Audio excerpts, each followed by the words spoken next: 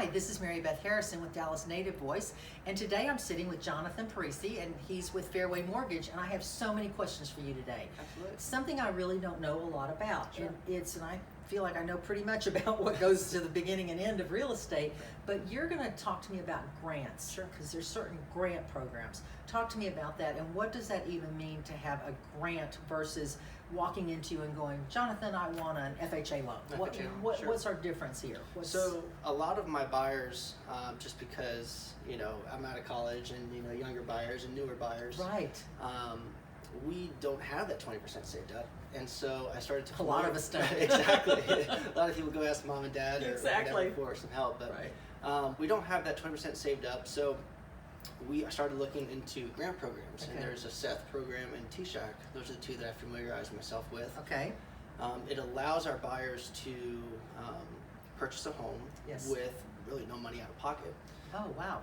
Okay. You can get between 3% up to 7% of a grant or a silent second lien.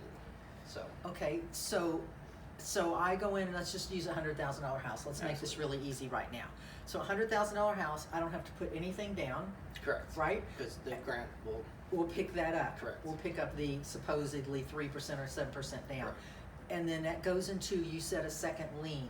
It could be it's a silent second lien. I mean, it's really you don't. Do I pay have to pay anything it on back? There are limitations on it. Okay. So if there is a forgiveness period. Okay. Typically, 3, 4, 5 years depends on the program that we select. So in other words, if I stay in the home for more than 5 years, for example, Correct. it just wipes it clean. Correct. You don't have to pay it back. All right, I totally get that. That's good to know. But for example, if I were to sell the house, say in 2 years, for whatever reason I got transferred to Atlanta, Sure. and I need to move. Mhm. So do I owe them that $3,000 back, or does it come out in the payoff? It comes out in the payoff, but there Okay. are other programs that you don't have to pay back. Okay. So depending on your plan for the home, your 5-year plan, Right. 3-year plan, we can look into and make it tailored for your specific needs. Okay, good to know. So take the example of I need to pay it back at closing, and say we've paid it down over 2 years to 95,000. My payoff would be 95,000 plus that 3,000, Correct. give or take, Correct. right? So it just all kind of comes out in the wash. It's not like it's going Absolutely. to ever just come out of your pocket like we need your money back right Exactly. now. Okay, so what do I have to do to apply or be accepted for these kind of grants? So there are income limits. It is county specific. So Okay, depends on where you want to purchase. Okay, so for example, I couldn't go to Highland Park. I couldn't go to Lakewood, for example, which would be like a 75206 or 75205. So it becomes like a zip code within a county? Correct. Okay, so you can only buy in certain areas and apply the grant. Correct. Okay, good to know. All right, so it's not just a one size fits all. You can go wherever you want. Correct. It needs to be tailored to specific Oh, areas. okay, that's really an important, Absolutely. very important thing. Absolutely. So here's some things I get asked all the time. I get asked, is there a first-time home buyer program? Mhm.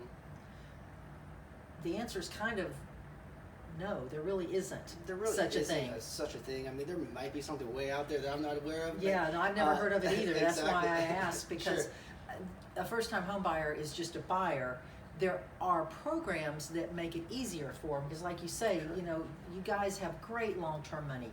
You kids coming out of college and first getting married, you have good long-term money in the way of jobs. Yeah. That's not your problem. Right. It's gathering all that money to make the first purchase. Correct. That's where the problem comes in. Right. Or the hardship does. Right. So between FHA, which Mhm. is how much down? 3.5%. 3.5% down, and then these grant programs, if you're going to buy in these certain areas, could be nothing down, Sure. which just leaves you your closing costs. And let's talk about that too. Let's go back to grants. I know I'm jumping thoughts here, but on the grant, are the closing costs the same as a normal closing, or are they less? There are some origination fees that are placed into there. Right. Depends on the program. It could be between 0.5% or 1%. Okay. So it just kind of depends. Okay, so kind of normal closing costs are there. And the way we help our buyers with that oftentimes is, again, let's take that $100,000 house, and we want the seller to pay their closing costs. Absolutely. And a seller can pay up to 3%, right? Correct. In this instance, so that'd be $3,000 of closing cost.